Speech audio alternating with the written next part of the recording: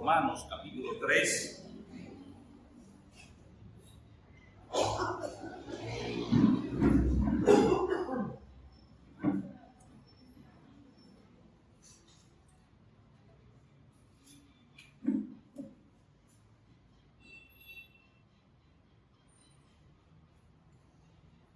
Romanos capítulo 3, vamos a leer los versículos 21 al 25. La carta de Pablo a los Romanos capítulo 3, versículos 21 al 25. Pero ahora, aparte de la ley, se ha manifestado la justicia de Dios, testificada por la ley y por los profetas. La justicia de Dios por medio de la fe en Jesucristo para todos los que creen en Él, porque no hay diferencia, por cuanto todos pecaron y están destituidos de la gloria de Dios, siendo justificados gratuitamente por su gracia mediante la redención que es en Cristo Jesús, a quien Dios puso como propiciación por medio de la fe en su sangre, para manifestar su justicia a causa de haber pasado por alto en su paciencia los pecados pasados. Señor, queremos darte las gracias porque en el Evangelio nosotros podemos ver con toda claridad el rostro tuyo de misericordia y amor plenamente descubierto, Señor, plenamente manifestado hacia aquellos pecadores que no merecían otra cosa que la condenación eterna. Gracias, oh Señor, porque tú eres infinitamente bueno para con nosotros.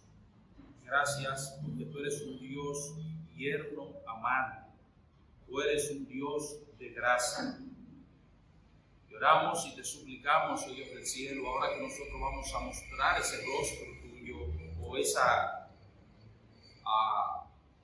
cara tuya, nosotros te suplicamos para que, conforme a tu voluntad, nos ayude dentro de las muchas limitaciones que tenemos a tratar de poder presentar ese rostro de la manera más clara posible, para que aquellos que ya te conocemos podamos apreciarte más y aquellos que no te conocen puedan, oh Dios del cielo, acudir a ti y apropiarse de esa misericordia que tú le ofreces en Cristo. Nosotros te imploramos por la ayuda tuya en el tiempo de la predicación de tu palabra. Oramos para que asista grandemente, Señor, al que va a hacer uso de tu palabra, y oramos para que bendigas altamente a tu pueblo. Que tú, Señor, tenga misericordia de algún pecador sin Cristo que escuche esta predicación y que tú lo traigas, Señor, a la conversión. Lo suplicamos en Cristo Jesús. Amén.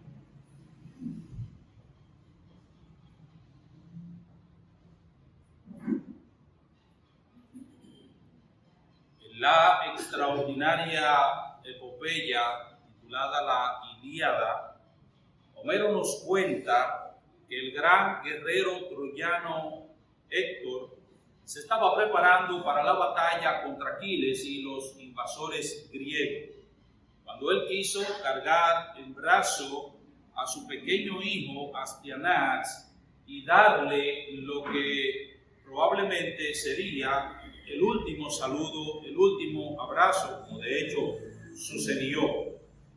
Pero la armadura que Héctor llevaba encima asustó tanto al niño que éste salió corriendo y se refugió en los brazos de su nodriza. El padre, riéndose a carcajadas, tomó al niño, lo cargó en brazos, se quitó su casco, el casco de bronce que él llevaba puesto, levantó al pequeño en sus brazos, y fue entonces cuando el infante descubrió al padre que tanto lo quería, que tanto apreciaba y que tanto lo amaba.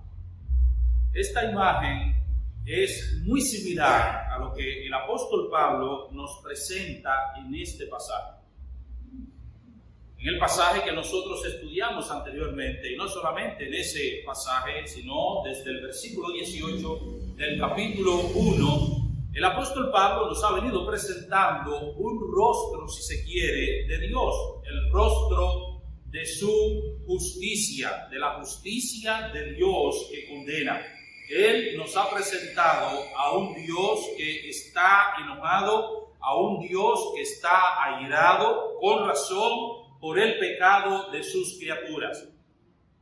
En la última sección que nosotros estudiamos, el apóstol Pablo hace una radiografía del ser humano y concluye, después de haber hecho esa radiografía del ser humano, concluye diciendo que el ser humano está completamente dañado desde la punta del pie hasta la coronilla de su cabeza.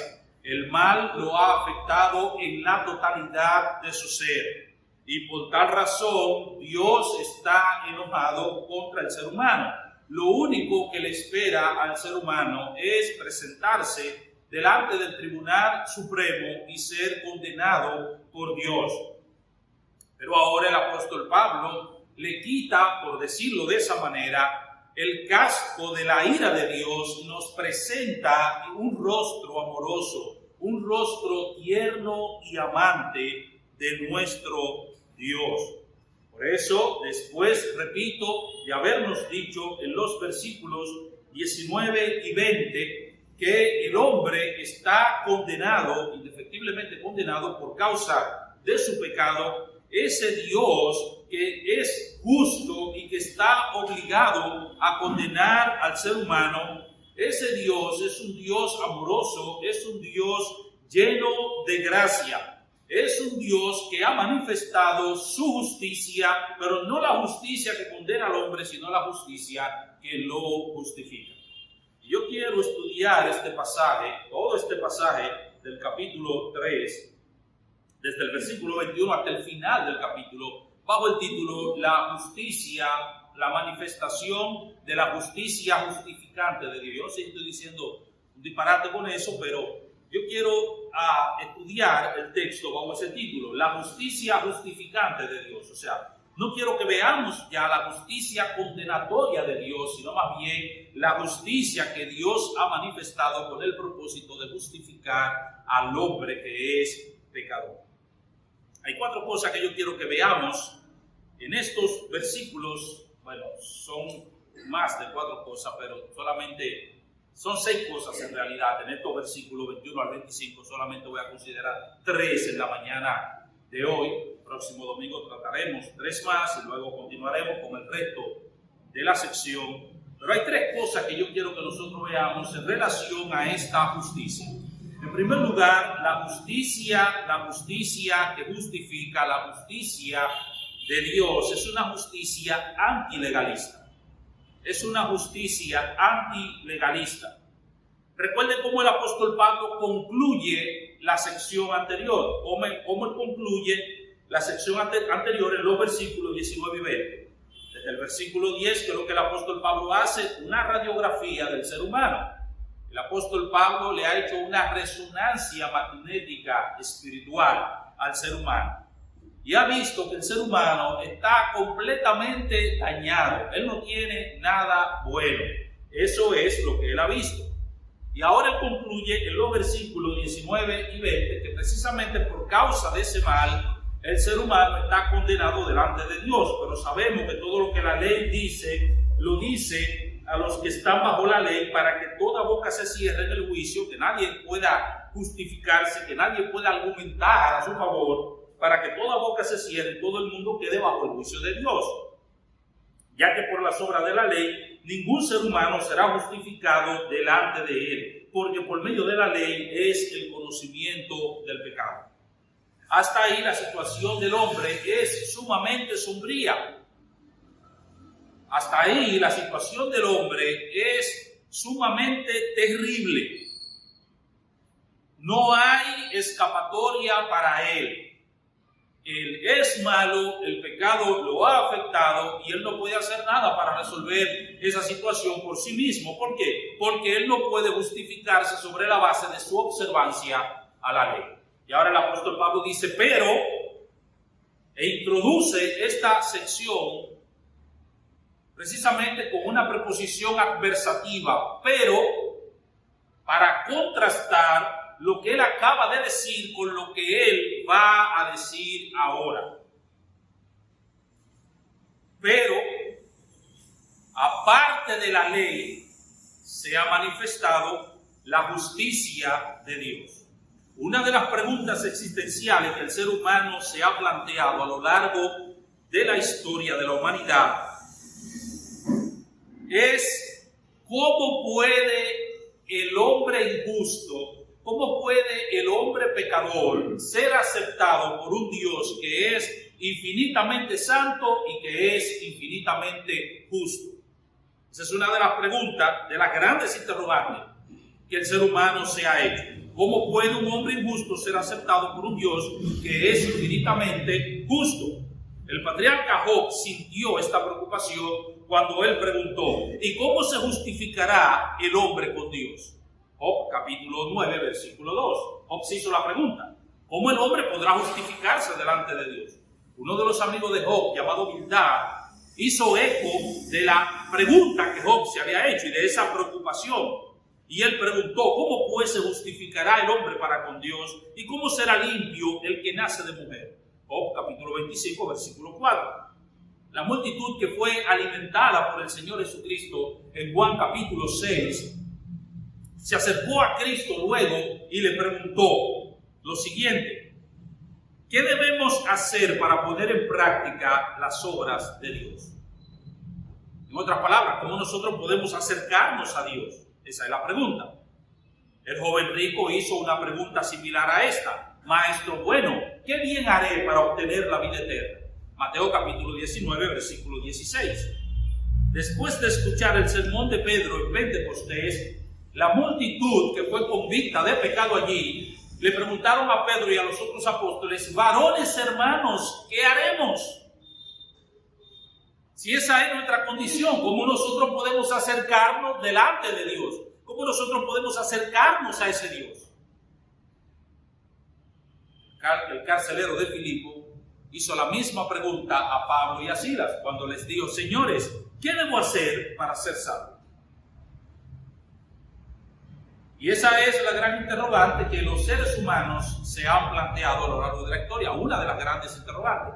¿Cómo el hombre finito, pecador, cómo la criatura limitada puede acercarse al Creador que es infinitamente justo y que es infinitamente santo? La respuesta que muchas personas han dado a esa interrogante es que ellos pueden acercarse a Dios a través de sus propios esfuerzos. Es decir, que ellos pueden acercarse a Dios a través de su obediencia a los mandamientos de Dios. Esa es la respuesta más común que los seres humanos dan a esta pregunta, a esta gran pregunta. El hombre cree que puede satisfacer las exigencias divinas a través de su obediencia a la ley de Dios. Pero es precisamente eso lo que el apóstol Pablo quiere que el ser humano entienda, que él es incapaz de vivir a la altura de las exigencias de la ley de Dios, que él no puede acercarse a Dios por sus propios medios. Eso es lo que él establece en los versículos 19 y 20 que ya leímos. Pero sabemos que todo lo que la ley dice, lo dice a los que están bajo la ley, para que toda boca se cierre y todo el mundo quede bajo el juicio de Dios. Ya que por las obras de la ley, ningún ser humano será justificado delante de Dios. Hermanos, no puede estar más claro el asunto. El hombre no puede acercarse a Dios por sus propios medios, no puede acercarse a Dios por la obediencia a los mandamientos de Dios. La justicia de Dios no es algo que podemos obtener sobre la base de nuestra obediencia a la ley divina. ya que por más que nosotros nos esforcemos por cumplir la ley de Dios, siempre nosotros nos quedaremos cortos de alcanzar esa meta. Esa es la razón. Por más que usted se esfuerce por obedecer los mandamientos de Dios, la ley de Dios, siempre se quedará corto.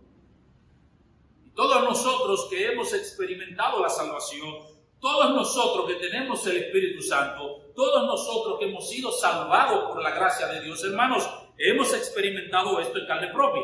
Aún nosotros, con todas las ventajas que nosotros tenemos, de que tenemos el Espíritu de Dios, de que el Señor nos ha salvado, de que el Señor nos ha perdonado, de que el Señor ha puesto en nosotros un principio santo, aún nosotros no podemos vivir a la altura de las demandas de Dios.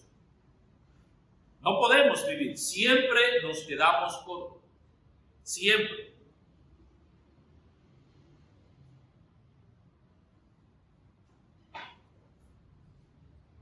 Por eso Pablo nos dice que esa justicia es otorgada gratuitamente. Pablo inicia esta sección, como decía hace un momento, con una frase adversativa para contrastar la obra legal de la obra de gracia. Pero ahora, ¿pueden ver la conexión? Por las obras de la ley, ningún ser humano será justificado. Pablo, ¿y entonces qué hacemos? ¿Estamos presos? ¿Estamos fritos? No, Pablo te dice, espérate un momento. Ahora, Dios ha abierto para ustedes una puerta de escape. Dios nos ha dado un oasis en medio de un desierto. Pero ahora, aparte de la ley, se ha manifestado la justicia de Dios. Comentando esta frase, Ernesto Trenchard dice lo siguiente: esta frase distingue la obra legal de la obra de gracia. La ley escudriña el mal y lo pone de manifiesto, pero a la vez es incapaz de comunicar la fuerza moral necesaria para el cumplimiento de sus requisitos. Termina la cita. ¿Qué está diciendo él? Pueden ver el contraste que Pablo está haciendo. ¿Qué es lo que hace la ley? La ley te condena. Por eso dice Pablo, ya que por las obras ya que por medio de la ley, es el conocimiento del pecado.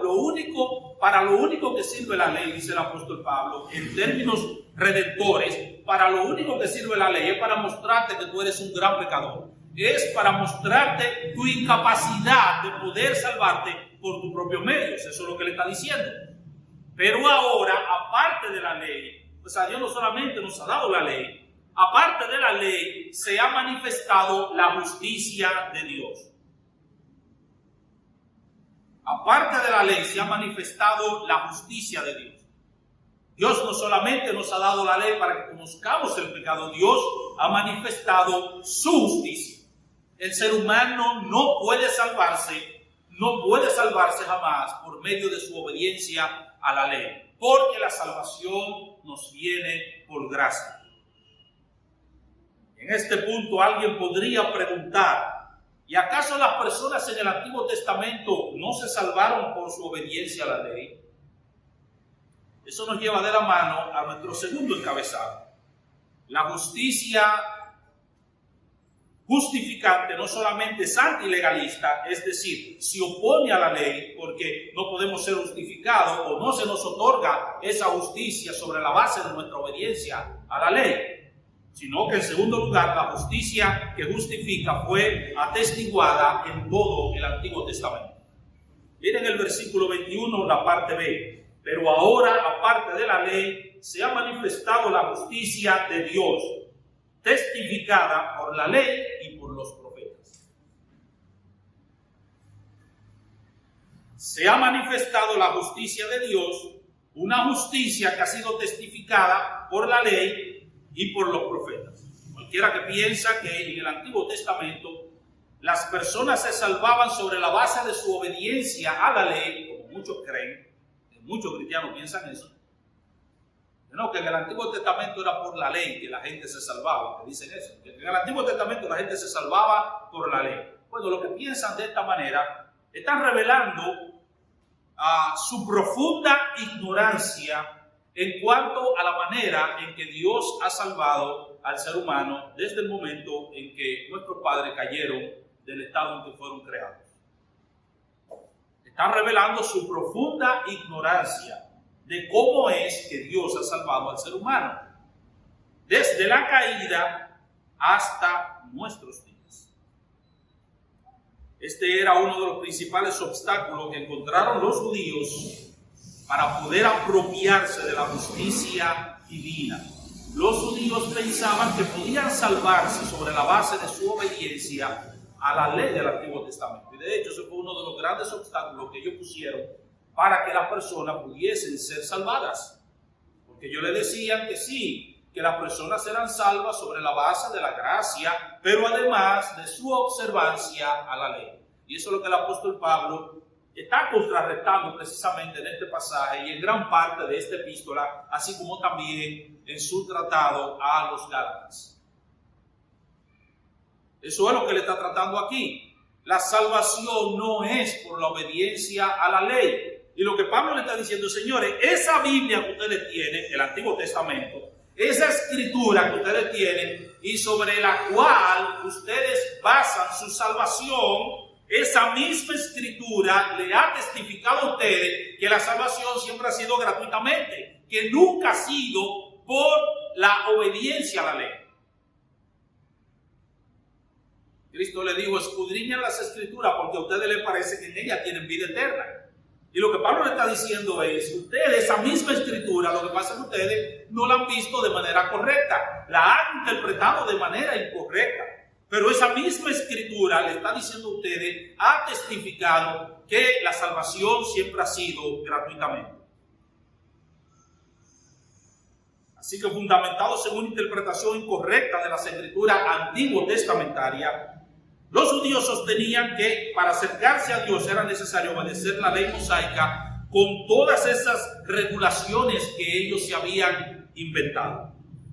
Pero ahora Pablo toma la misma base sobre la cual ellos se apoyaban, las escrituras del Antiguo Testamento, y les muestra que desde Génesis hasta Malaquías, el propósito, la salvación siempre ha sido un regalo de Dios.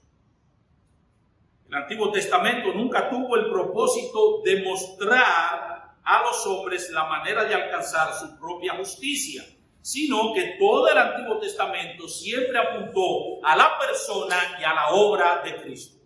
Siempre. Tomemos dos ejemplos, uno de la ley y otro de los profetas, para mostrar el punto de Pablo aquí. Ustedes recuerdan cuando Adán y Eva pecaron, Génesis capítulo 3. Cuando ellos pecan, una de las primeras cosas de las que ellos son conscientes es que estaban desnudos. ¿Ustedes recuerdan? ¿Y qué hicieron ellos? Inmediatamente se dan cuenta que están desnudos. ¿Qué hicieron ellos? Dice la escritura que ellos cosieron hojas de higuera y se hicieron delantales. ¿Recuerdan? Obviamente ellos hicieron esto porque sintieron vergüenza y tenían la intención de cubrir su desnudez física. Ahora, el problema de ellos no solamente era que se encontraban desnudos físicamente. El problema de ellos es que por causa del pecado ellos se encontraron completamente desnudos espiritualmente.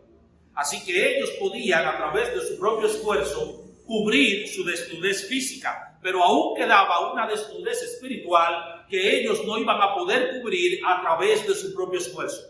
Es por eso que en el capítulo 3, en el versículo 21, dice la escritura que Dios hizo túnicas de pieles y los cubrió. ¿Y por qué Dios hizo túnicas de pieles para cubrir a Adán y a Eva? Si ya ellos se habían cubierto su desnudez física con delantales. ¿Por qué? Repito, mis amados hermanos, porque había una desnudez que ellos tenían que cubrir. Ahora, todo lo que está involucrado aquí es que si Dios los cubrió a ellos con túnicas de pieles, no fue que Dios encontró un animal muerto por ahí, tomó la piel de ese animal para cubrirlo. Lo que nosotros debemos aquí suponer es que Dios está hablando aquí de la necesidad de un sacrificio. Hubo un sacrificio, un animal fue sacrificado, su piel fue tomada para cubrir la desnudez de Adán y Eva. Y todo eso, mis amados hermanos, apuntaba a qué o apuntaba a quién. apuntaba a Cristo, a su sacrificio en la cruz del Calvario, a su obra redentora. Y lo que el texto nos está diciendo, me parece, es que hay una cosa que ellos pudieron hacer, hubo una desnudez que ellos pudieron cubrir a través de su propio esfuerzo, con sus propias obras, con sus propias manos, pero hay otra desnudez que ellos nunca serían capaces de cubrir, sino solamente Dios. ¿Y dónde se encuentra eso? En la ley. Ahora, nosotros no pudiéramos pasar semanas y semanas mostrando cómo todo el Antiguo Testamento, cómo la ley y los profetas, dice atestiguada por la ley y los profetas, esa doble designación apunta a todo el Antiguo Testamento, como todo el Antiguo Testamento apuntaba hacia Cristo. El mismo sistema sacrificial establecido, instituido en la ley, ¿a quién apuntaba? El autor de la carta a los Hebreos nos dice claramente que ese sistema sacrificial del Antiguo Testamento apuntaba a Cristo, que eso era una sombra, eso era un tipo de la obra redentora de Cristo, del sacrificio de Cristo, quien era el antitipo hacia el cual apuntaban todos esos sacrificios del Antiguo Testamento. Y eso es en la ley. Pero veamos un ejemplo de los profetas. Daniel capítulo 9. Daniel capítulo 9.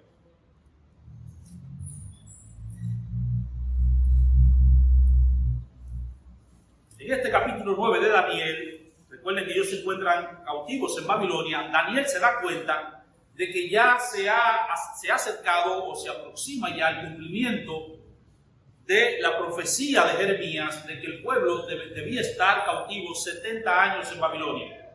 Y esto es lo que hace que Daniel vaya delante del trono de la gracia a orar al Señor para que el Señor se acuerde de lo que él había prometido, de que el pueblo solamente estaría cautivo en Babilonia 70 años y que de esa manera el pueblo, Dios haga que el pueblo regrese, retorne a su tierra.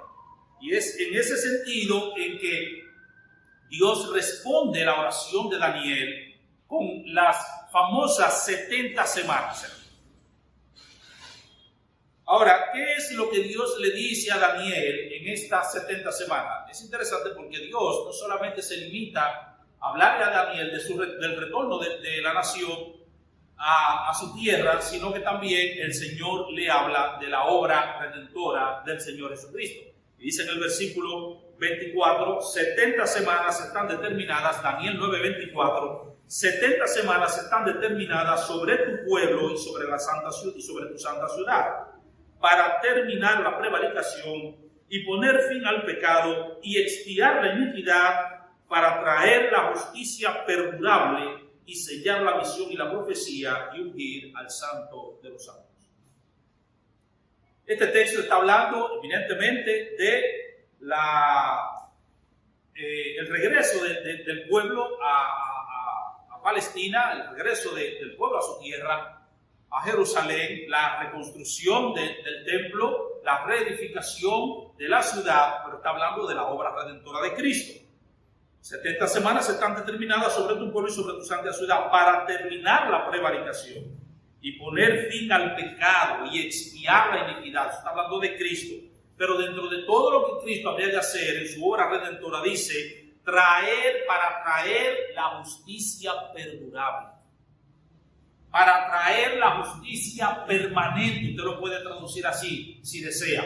Para traer la justicia permanente. ¿Cómo para traer la justicia permanente? Si con Cristo Dios habría de traer una justicia permanente. La justicia de Dios, la justicia justificante, habría de manifestarse con la venida de Cristo, con su obra redentora en la cruz del Calvario.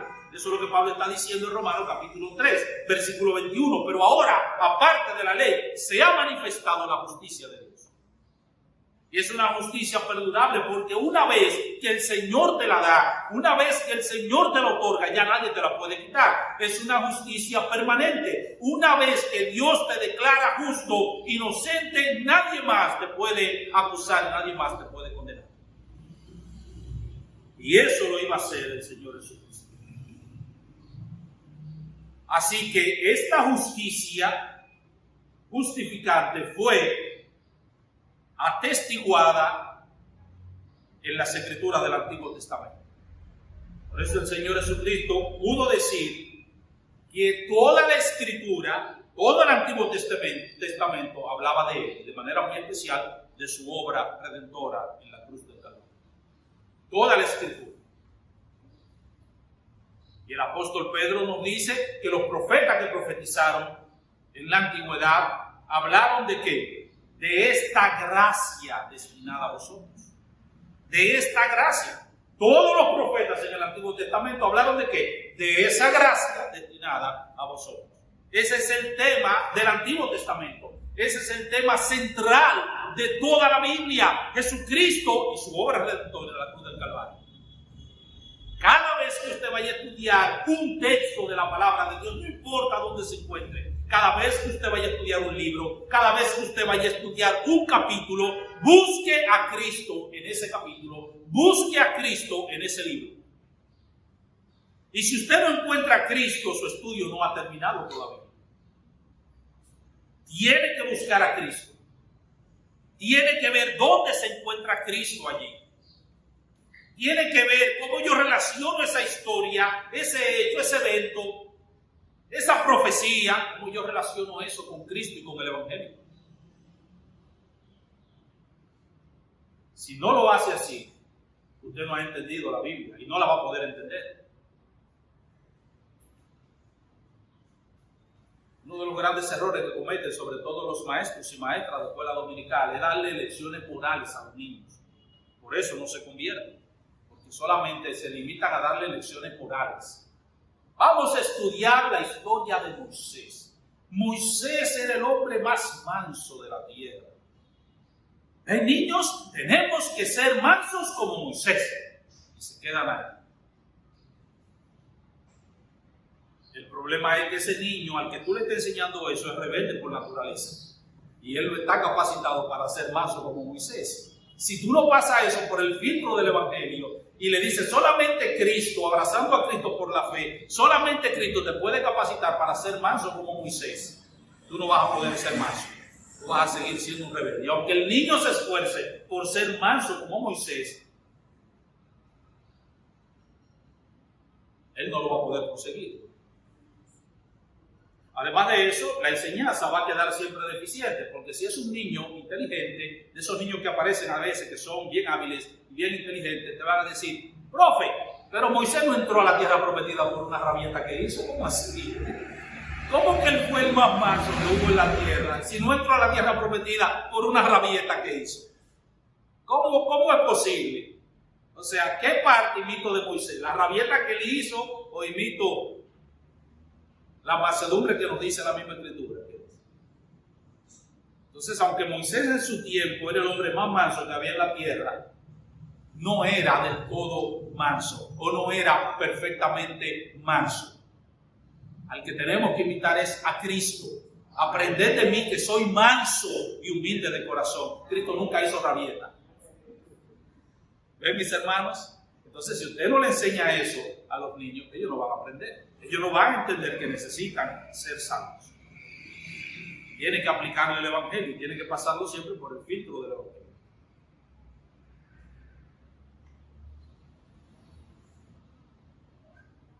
La justicia divina, la justicia que justifica, es antilegalista, la justicia que justifica fue atestiguada en todo el Antiguo Testamento. Pero, ¿cómo puede el pecador apropiarse de esa justicia divina? Si no es sobre la base de su obediencia a la ley, si no es por obedecer la ley, ¿cómo él puede apropiarse de esa justicia? La justicia de Dios, en tercer lugar, se recibe por la fe en Jesucristo. Se recibe por la fe en Jesucristo. Romanos capítulo 3, vuelvan allá. Romanos capítulo 3, versículo 21 y 22. Pero ahora, aparte de la ley, se ha manifestado la justicia de Dios. La justicia testificada por la ley y por los profetas. La justicia de Dios por medio de la fe en Jesucristo. Por medio de la fe en Jesucristo. Pablo nos dice claramente que el medio instrumental que nos permite apropiarnos de la justicia que justifica es la fe en la persona y obra de Jesucristo. Fue por la fe que Abraham alcanzó esta justicia. Fue por la fe que él recibió esa justicia. Génesis capítulo 15, versículo 6. Vamos a hablar más ampliamente de eso cuando entremos en el capítulo 4. Génesis 15, 6. Creyó Abraham a Dios y su fe le fue contada por justicia.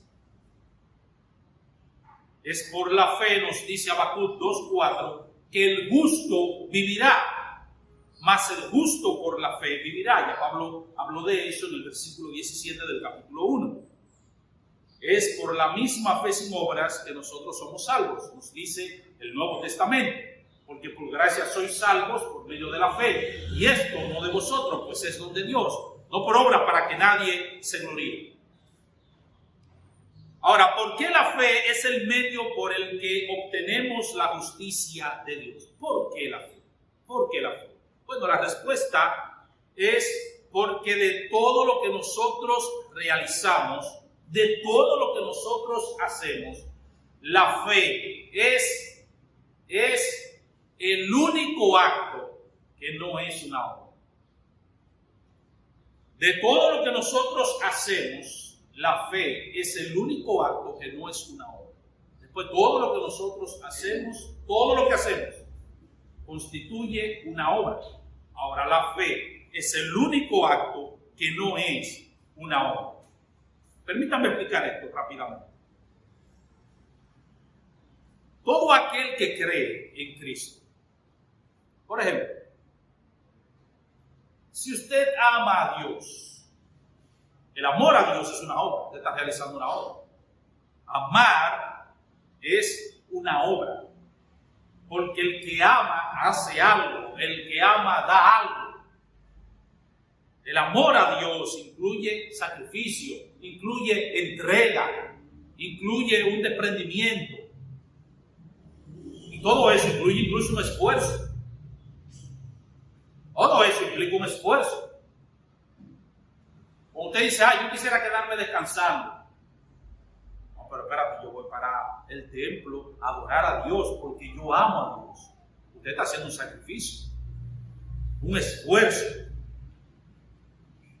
Ahora, la fe, de todo lo que usted hace, la fe es el único acto que no constituye en sí mismo una obra. Es el único. Todo aquel que cree, ¿qué es lo que hace? ¿Qué es lo que hace el que cree? Usted puede decir, no, pastor, pero el que cree está haciendo algo.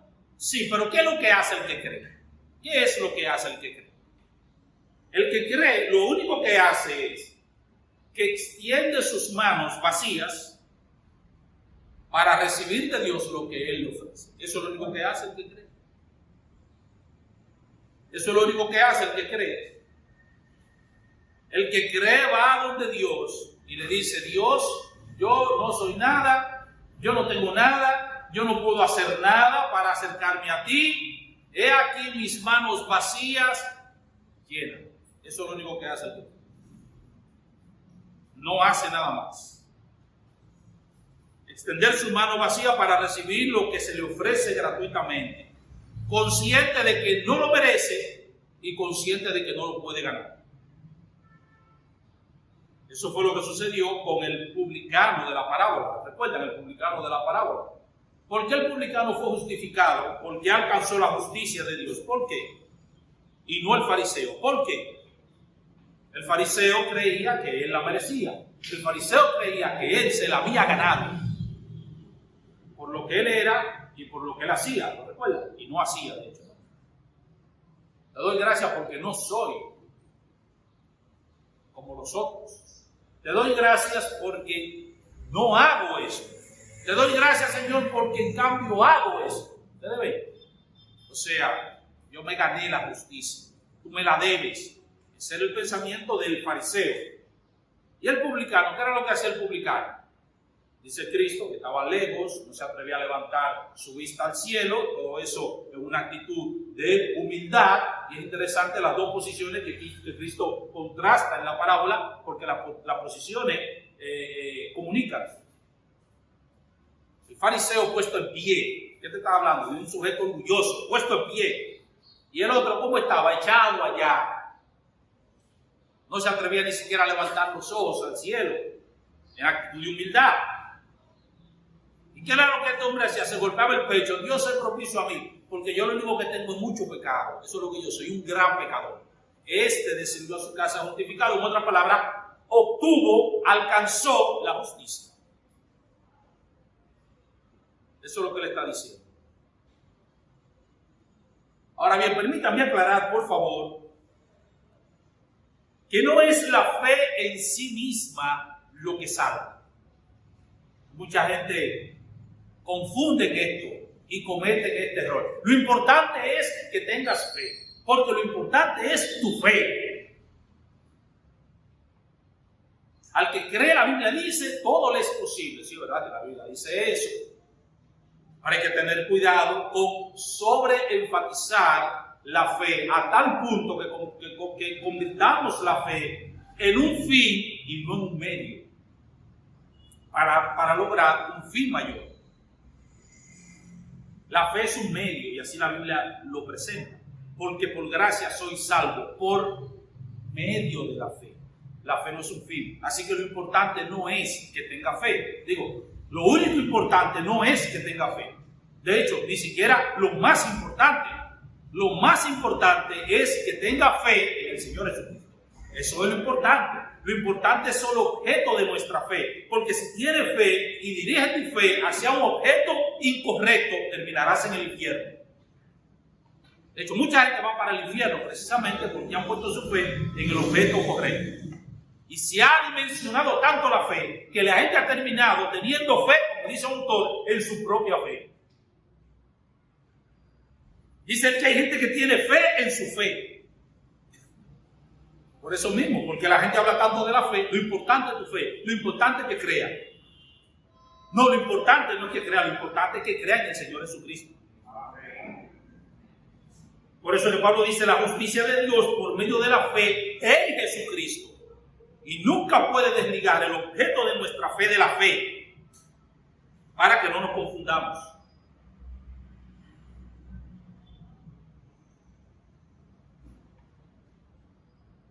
La justicia santa y legalista, es decir, no se obtiene por nuestra obediencia a la ley. La justicia que justifica fue atestiguada por la ley y los profetas, es decir, todo el Antiguo Testamento nos habla de esa justicia, apuntaba hacia esa justicia. La justicia se recibe por medio de la fe. La próxima semana hay 3 cosas más que yo quiero que veamos aquí en este mismo pasaje que estudiamos hoy, que comenzamos a estudiar hoy. Pero lo que quisiera dejar en vuestras mentes y corazones es que nuestro Dios no solamente es un Dios justo que va a juzgar con justicia y que va a condenar al pecador precisamente por su pecado, sino que ese Dios es un Dios tierno y amante, es un Dios de gracia que nos ha abierto a nosotros un camino para que nosotros podamos acercarnos a Él. Mi amigo, Dios es tan bueno, tan generoso, que debiendo Él condenarte y estando tú imposibilitado de poder acercarte a Él, Dios, repito, ha establecido una vía de escape para ti. Dios ha provisto a su propio Hijo. Dios ha entregado a su propio Hijo para salvarte, para que de esa manera tú puedas reconciliarte con Él. Mi invitación, mi exhortación en este día es que tú aproveches ese rostro, esa cara amorosa, esa cara misericordiosa y llena de gracia de nuestro Dios ahora, porque de lo contrario vas a tener que enfrentarte con un Dios que no te va a mostrar ese rostro lleno de gracia y misericordia, lleno de amor, sino que te vas a encontrar con ese Dios con un casco de ira delante del cual créeme que te vas a espantar, como se espantó el propio hijo de él en el relato de él. Te vas a espantar y vas a salir corriendo. Te vas a tener miedo, terror a ese Dios. Aprovecha el tiempo de gracia que Dios te ofrece. Aprovecha ese rostro tierno, ese rostro amante, misericordioso, que está ahora al descubierto para ti. Aprovecha que Dios se ha acercado a ti ahora por medio de Cristo y abrázalo por la fe. Acércate a Él, entrégale tu vida a Él y establece una relación íntima con Él para que no sea condenado al infierno por toda la vida. El Señor te bendiga rica y abundante.